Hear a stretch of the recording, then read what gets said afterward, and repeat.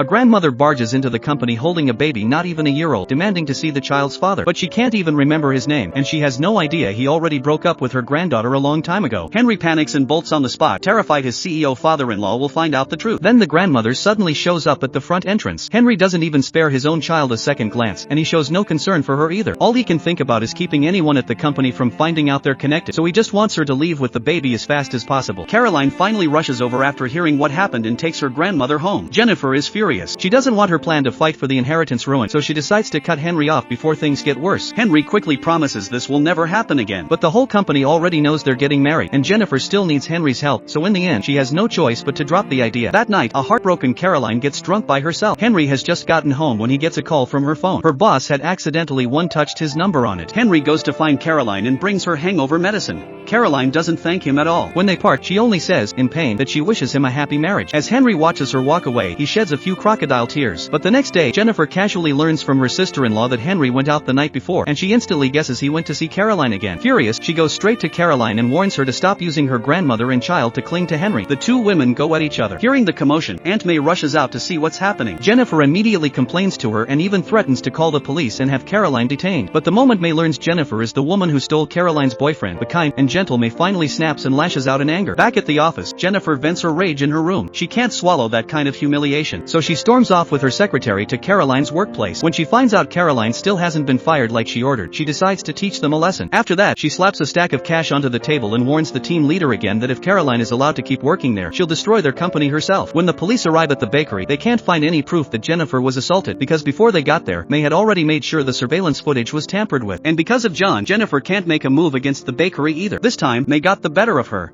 May goes to the grandmother's house to help take care of Caroline's son. While they're talking, the grandmother unexpectedly learns that May once lost a newborn baby. That night she has a nightmare about taking someone else's child away, and that child is Caroline, the very person by her side. The next day, when Caroline goes to work, her supervisor has no choice but to fire her. Confused, Caroline asks around and finally learns the reason from her co-workers. It was Jennifer again, pulling strings behind the scenes.